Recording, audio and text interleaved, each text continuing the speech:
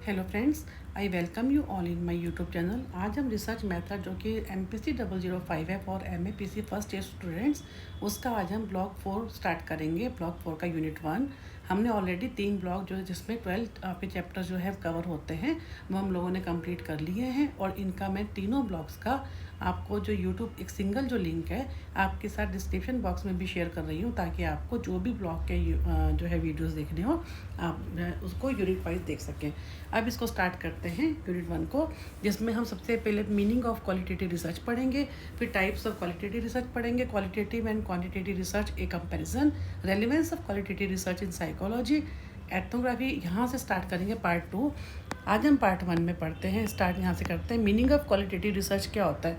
Qualitative research में क्या होता है, जिसमें हम क्या करते हैं, बहुत ही डिटेल स्टडी जो होती है और बड़े ही इन डेप्थ स्टडी होती है। हम किसी भी जो स्टडी में हम क्वालिटेटिव को ज़्यादा मैटर करते हैं, जो सारी इन्फॉर्मेशन जो है काफ़ी डिटेल उसमें लेते हैं, जिसमें हम ऑब्जर्वेशन मेथड को ज़्यादा प्रेफरेंस देते हैं। और जो डाटा कलेक्शन के लिए हम क्वेश्चन भी यूज़ करते हैं। इसके अलावा हम जो है ओपन एडिट क्वेश्चन जो है उनको भी हम यूज़ करते हैं।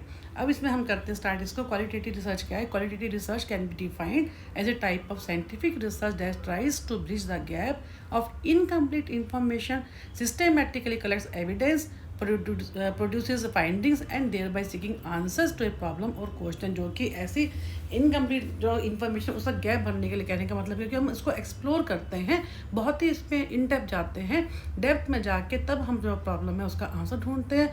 और सिस्टेमेटिक कलेक्ट एविडेंस, जितने भी हमने जो फाइंडिंग्स ली हैं उनका एविडेंस विद एविडेंस उनको कलेक्ट करते हैं।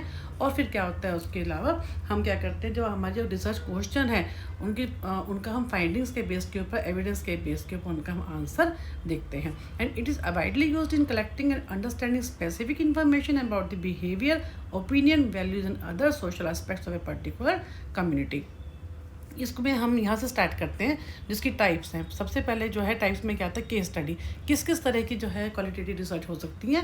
फर्स्ट है केस स्टडी। केस स्टडी का हमने पूरा एक यूनिट का कवर किया था, जिसमें हम क्या करते हैं कि एक पर्टिकुलर केस के बारे में बहुत ही डिटेल में इंफॉर्मेशन लेते हैं, जिसमें हमने क्या किया था, उनकी हम सोशो डेमोग्राफिक प्रोफाइल हम इकट्ठी करते हैं, उनके प्रेजेंट कंप्लेंट को करते हैं, फिर उनकी जितनी भी जो है चल रही है उसका जो पास्ट जो प्रेजेंट कंप्लेंट के बेस पे हम पास्ट के उनको देखते हैं, रीजंस क्या हैं उनके फैमिली रिलेशंस को देखते हैं, जो केस है उसका।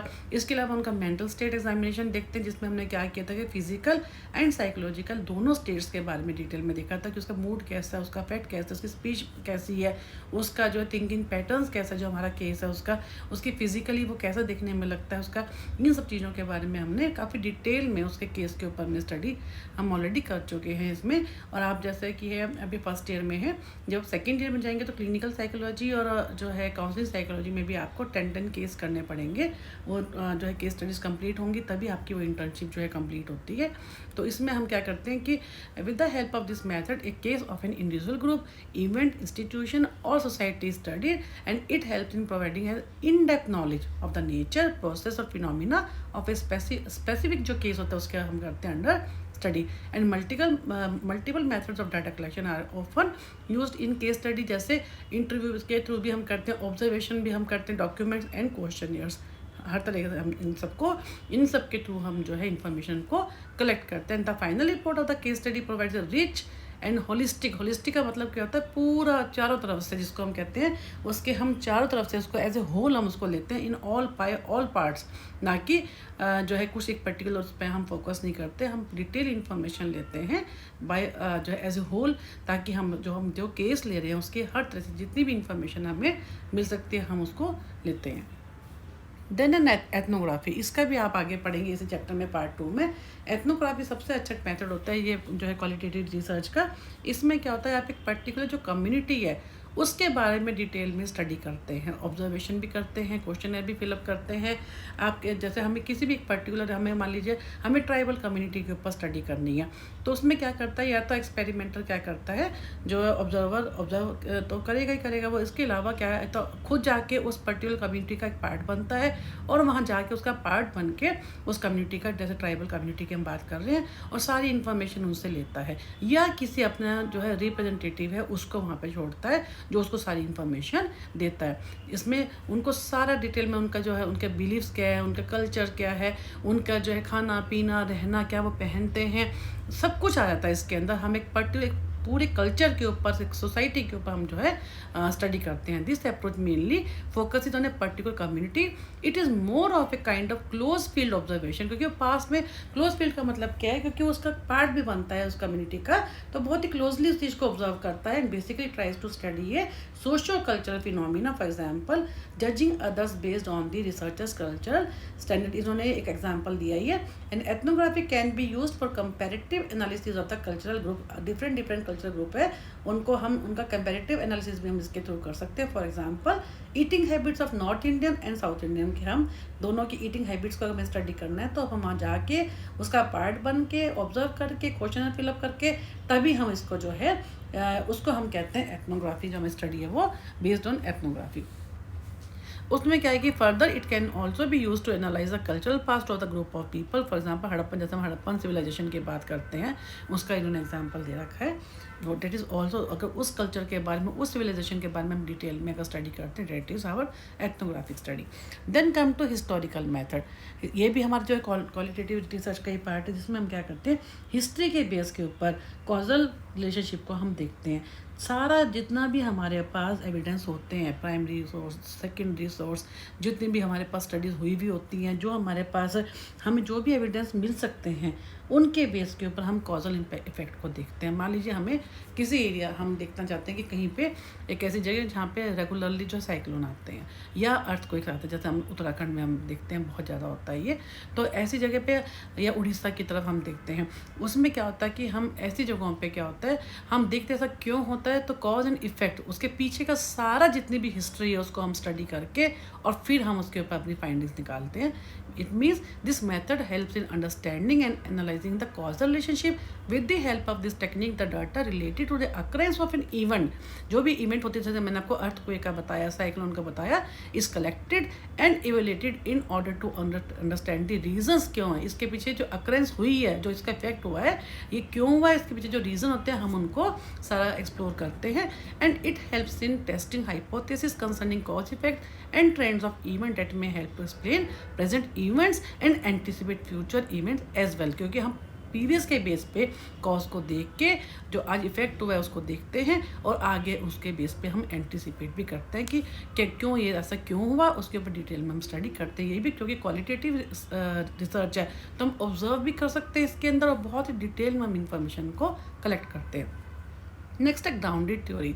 इसमें क्या होता है, इसमें वही कि हमें सारा जितने भी सोर्सेज से जो हमारे को डाटा मिल सकता है, इवन कहीं से हमारे को कोई इन्फॉर्मेशन कोई हमें बताता भी है ना, इंटरव्यू के थ्रू भी, उन सब के बेस के ऊपर हम एक नई थ्योरी को जो जनरेट करते हैं, this is called the grounded. इसके ऊपर आप देखेंगे सेकेंड यूनिट आपका पूरा ग्राउंडेड थ्योरी पे है।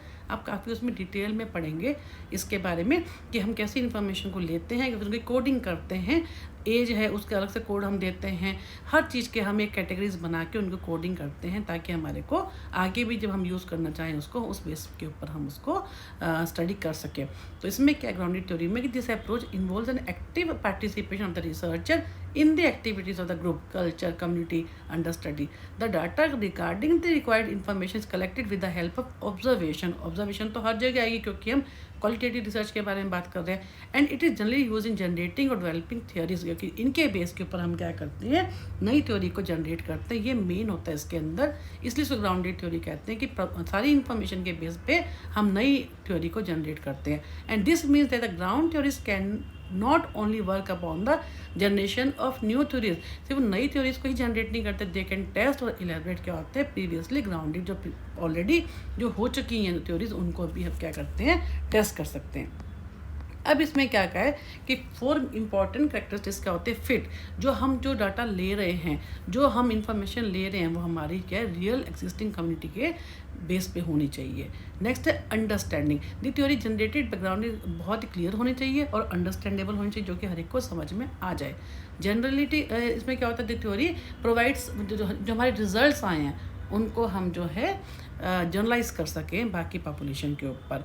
Then control, and the theory generated valid होनी चाहिए, और क्या होती है as it has been analyse under control condition में इसको कर सकते हैं, but it does not necessary कि क्योंकि हम इसके अंदर जो है लोगों से जाके इंफॉर्मेशन भी लेते हैं तो इसको कर सकते हैं। नेक्स्ट है functions of grounded theory.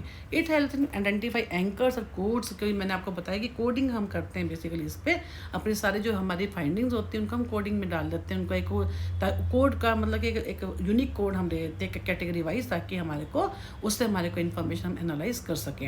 And it helps in making implicit belief system explicit with the help of researchers question. जो हमारे पास ऑलरेडी इन्फॉर्मेशन है उसका एक्सप्लिसिट कर देते हैं सबके सामने, उसको हम जो सारी इनडेप्थ में हम इन्फॉर्मेशन लेकर उनको सबके रिसर्चर की जो है क्वेश्चंस के थ्रू, उनके एनालिसिस के थ्रू, उनके प्रोबिंग के थ्रू हम उस चीज़ को ओपन कर देते हैं। And it consist of a set of steps whose careful execution thought to guarantee good theory as the outcome. तो इसमें एक जो हम एक स्टेप्स फॉलो करते हैं ताकि वो जो हमारी जो थ्योरी है वो अच्छे जो हमारा आउटकम आए थ्योरी का, that should be good theory, क्योंकि हम थ्योरी को जनरेट करते हैं। And data collection and analysis continue through out the, क्योंकि सारी थ्योरी में हम डाटा कलेक्ट भी करते हैं जैसे हमेशा हर एक थ्योरी में होता है, और एनालिसिस भी करते हैं। एक होता है फिनोमिनोलॉजी। इसमें क्या होता है कि behavioural phenomena is explain with the help of conscious experience of events without using. इन्होंने यहाँ पे एग्जांपल दिया, आपको उसे समझ में आ जाएगा। जैसे इन्होंने कहा है कि एक पेशेंट, हमें concept can be best understood with the help of one of the studies that was done in which patients were asked to describe about caring and non caring nurses in hospital. हमें किसी hospital की जो है nurses के बारे में मालूम करना है, कौन सी नर्सेज केयरिंग है और कौन सी नॉन केयरिंग है।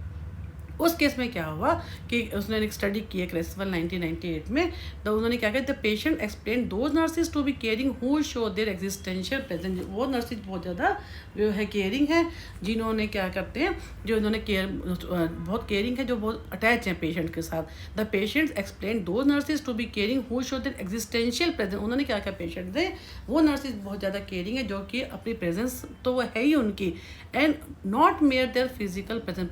फिजिकली तो वो प्रेजेंट है ही है, एग्जिस्टेंशियल का मतलब क्या है, वो हर ढंग से उनकी हेल्प कर रही हैं, यानी कहीं से भी उसको जैसे रिलैक्स एनवायरनमेंट दे रही हैं, उनके क्वेश्चन उनका आंसर दे रही हैं। तो उन्होंने कहा है कि वो who show their existential presence and not merely their physical presence. The existential presence को भी इन्होंने क्या किया, of caring nurse refer to the positive response showed by them to the patients request. किसी पेशेंट को कोई भी रिक्वेस्ट है उसके लिए उनका पॉजिटिव रेस्पॉन्स रहता है। तो the relaxation, comfort and security that the client expresses both the physically and mentally are an immediate and direct result of the client's stated and unstated needs being heard and जो है responded by the nurse. कहने का मतलब ये कि next study की जैसे करनी है किसी हॉस्पिटल में जो उनका नर्सिंग का एटीट्यूड क्या है पेशेंट के साथ, केयरिंग कौन सी नॉन केयरिंग, तो उसमें इन्होंने बताया कि इस केस में हम जो है कैसे उनके हेल्प से जो हम जो हमारे पेशेंट्स हैं, इन्होंने कहा ना with the help of conscious experience of events है, यानी कि जो जहाँ से हमारे को रेस्पॉन्स, जो हमें कोई थ्योरी जनरेट करनी है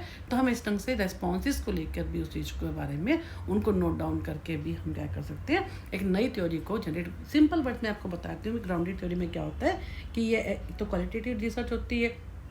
सेकेंडली क्या होता है, इसमें हम नई थ्योरी को जनरेट करते हैं on the basis of the old information and new information. और सेकेंडली थर्डली इसमें क्या हो जाएगा कि हम इसमें क्वालिटेटिव भी और हम इसमें क्वांटिटेटिव दोनों को यूज़ कर सकते हैं, क्योंकि ग्राउंडेड थ्योरी के अंदर ये एक जो है क्वालिटेटिव थ्योरी तो ये है ही है इसमें, लेकिन हम इसे क्वांटिटेटिव में भी डालते हैं क्योंकि हमारे को उसके बारे में हर तरह से इंफॉर्मेशन, एक्सप्लोरेटरी भी इंफॉर्मेशन चाहिए होती है डेप्थ में भी, लेकिन उसकी वैसे भी जो हम जैसे अभी हमने जो केस किया, हमने जो है जो पेशेंट्स का हमने रेस्पॉन्स ले लिया, सिंपल।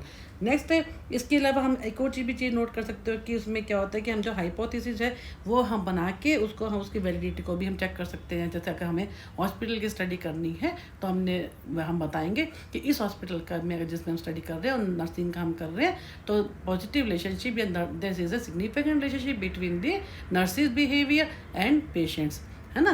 तो उस टाइप से आ जाएगा इसके अंदर। या इसमें हम एक और भी कह सकते हैं कि इसमें क्या होता है कि हमें प्रीवियस जो हमने कहा कि इस थ्योरी को हम तो फील्ड में जाकर भी कर सकते हैं, क्योंकि आपको रेस्पॉन्सेज लेने ना, तो आप क्योंकि ये ऑब्जर्वेशन है और हम जो है क्वालिटेटिव थ्योरी की बात कर रहे हैं, और जहाँ पे क्वालिटेटिव नाम आता है उसमें हम जो है जरूरी नहीं है कि हम जो एक्सपेरिमेंट है वो कंट्रोल में करें, हम फील्ड में जाकर भी क्वालिटेटिव में भी हम कर सकते हैं। और मल्टीपल रिसोर्सेज से हम डाटा लेने का जो है काफ़ी ये रिलायबल भी होता है। तो ये मैंने आपको बहुत ही सिंपल तरीके से बताया है कि जो ग्राउंडेड थ्योरी के जो यहाँ पे इन्होंने मेंशन नहीं कर रखा, आप इसका जो यूनिट 2 करेंगे उसमें आप काफ़ी डिटेल में पढ़ेंगे जो है ग्राउंडेड थ्योरी से हम कैसे नई थ्योरी को जनरेट करते हैं।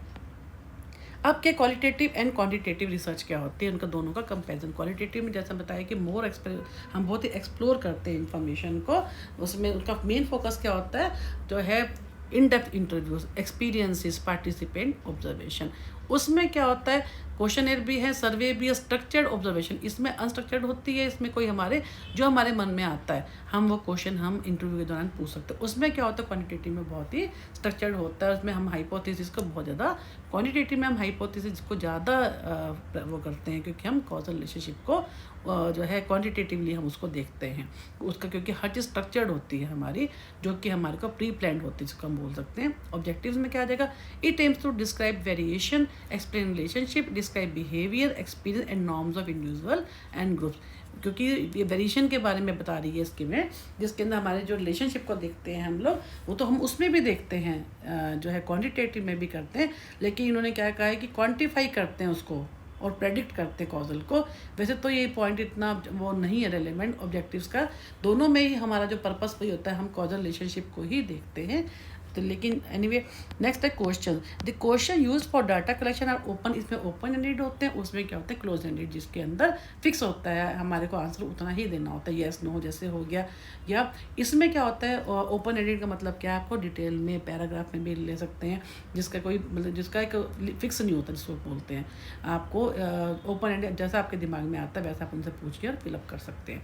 नेक्स्ट है representation of data. Data is represented in form of notes, recording, क्योंकि जब हम इंटरव्यू ले रहे हैं तो अगर किसी को ऑब्जर्व कर रहे हैं तो हम नोट्स में आ जाएगा। रिकॉर्डिंग है, कोई हम किसी से इंटरव्यू ले रहे हैं तो रिकॉर्ड कर लेंगे। वीडियो टेप्स होती हैं, उसमें क्या होता है नंबर्स एंड ग्राफ्स में होता है। रिसर्च डिज़ाइन में क्या होता है, allow some flexibility in certain situational aspect, क्योंकि हम ऑब्जर्व करके कर रहे हैं इसको, तो इसलिए कहीं ना कहीं हमारे पास को फ्लेक्सिबिलिटी भी होती है और हम कम्युनिटी में जाके भी करते हैं। जैसे हमने एथनोग्राफी किया तो the questions used for the data collection differs individually, क्योंकि डिपेंड करता है जो एक्सपेरिमेंटर है वो कैसा उसका मूड है, कैसा, क्योंकि हर एक का तरीका अलग होता है। सेम स्टडी को जो है हर जो रिसर्चर जो डिफरेंट होगा वो अलग ढंग से क्वेश्चन पूछेगा and depends upon the response of the participant.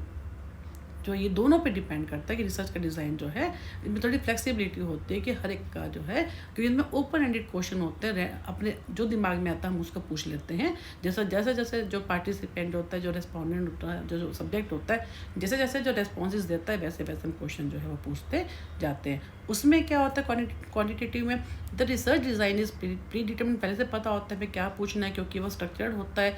और उसमें क्या होता है the question use for data collection are structured होते हैं and same for all the participant, जितने भी पार्टिसिपेंट होते हैं उनके लिए जो क्वेश्चन होते हैं वो फिक्स होते हैं, सबके लिए सेम होते हैं। इसको हम ये भी कह सकते हैं एक और पॉइंट भी, जो क्वालिटेटिव होती है उसमें क्या होता है स्पेसिफिक टू, हम जनरल पे हम जाते हैं कि कुछ सिंपल एक इन्फॉर्मेशन कुछ स्पेसिफिक लेकर फिर हम उस पर डिटेल में पूछते हैं। क्वांटिटेटिव में क्योंकि स्ट्रक्चर्ड होता है तो हम क्या करते हैं सिर्फ उसमें क्या करते हैं कंक्लूजन ही निकालते हैं किसके ऊपर, based on the subject information. इसमें ये पॉइंट नहीं है, आप उसमें ऐड कर सकते हैं कि क्वालिटेटिव में हम स्पेसिफिक इन्फॉर्मेशन के बेस पे हम कंक्लूजन निकालते हैं, उसको जनरलाइज करते हैं।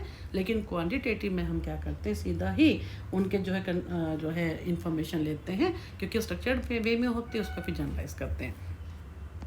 अब उसकी रेलिवेंस क्या है क्वालिटेटिव रिसर्च की इन साइकोलॉजी, ये तो हम अपने जैसे उन्होंने कहा कि किस में क्या होता है कि भाई हमने जो है जिसमें हमारे को इन डेप्थ हम जैसे जो हमारे को क्वालिटेटिव रिसर्च का मीनिंग पता है हम उसी को भी यहाँ पे लिख सकते हैं कि क्योंकि जहाँ पे हमारे को डिटेल में इंफॉर्मेशन चाहिए होती है, ओपन एंडेड जो है क्वेश्चन होते हैं, जहाँ पे हमारे को नेचुरल सेटिंग में इंफॉर्मेशन चाहिए होती है, हमें कंट्रोल सिचुएशन में नहीं चाहिए होता, उनके बेस पे भी हम कर सकते हैं कि मेनली क्या होता है कि ये जहाँ पे हमें केस स्टडी करनी होती है, जहाँ पे हमें एथनोग्राफी जैसा मिलता है कि किसी पर्टिकुलर कल्चर के ऊपर करनी होती है, तो इसलिए हमारे को जो है इन सब फील्ड्स के अंदर जो है हमारे लिए क्वालिटेटिव रिसर्च ही सबसे अच्छी होती है, जहाँ पे हमें प्रैक्टिकल एक्सपीरियंस गेन करना होता है, जहाँ पे हमारे को केस स्टडी करनी होती है, जहाँ पे जैसे हमने एथनोग्राफी करनी होती है, कोई नई थ्योरी जो है वो जनरेट करनी होती है, है ना। और जहाँ पे हमने जो है कंट्रोल सिचुएशन की जरूरत नहीं है हमारे को, हम नेचुरल सेटिंग में भी जो है इन्फॉर्मेशन कलेक्ट कर सकते हैं। जैसे इन्होंने कहा ना कि in several implication the discipline of psychology,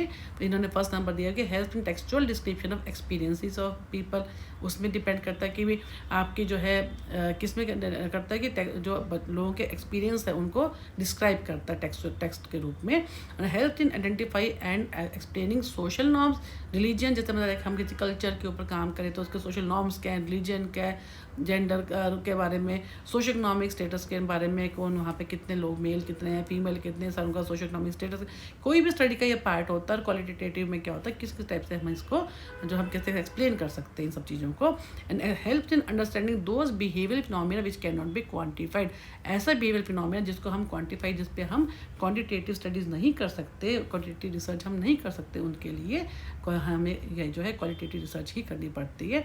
and help in collecting data under more natural, जैसे मैं बताया कि कंट्रोल सिचुएशन में करने की जरूरत नहीं, जिसमें हमारे को नेचुरल कंडीशन में करनी होती है। जैसे हमने एथनोग्राफी की बात की, ग्राउंडेड थ्योरी में भी हम लोग जो है फील्ड में जाकर हम इंटरव्यू लेके ऑब्जर्व करके हम करते हैं, तो ये सब नेचुरल सिचुएशन में होता है। नेक्स्ट है helps in determining those factors which are meaningful and are important to the respondent under study. तो उसमें क्या होता है कि हम जो हमारे को जो स्टडी है हमारी उसके अकॉर्डिंग हम इसको खुद अपनी मर्जी से जो है, हमें कोई फिक्स नहीं होता कि हमें ये इंडिपेंडेंट वेरिएबल लेना है, ये डिपेंडेंट वेरिएबल लेना है। इसमें हम खुद भी अपनी मर्जी से जो है डिटरमिनिंग दोज फैक्टर जो कि मीनिंगफुल होते हैं अकॉर्डिंग टू द हमारी जो स्टडी के हिसाब से। तो ये इसमें ये होता है कि the open ended question use in qualitative research provided chance to unfold those facts, क्योंकि हम ओपन एंडेड कर रहे हैं ना, अपनी मर्जी से पूछने को, हमारे को कोई स्ट्रक्चर्ड कोई वो नहीं है कि आपको कोई लिमिट नहीं है, आपको इतना ही करना है।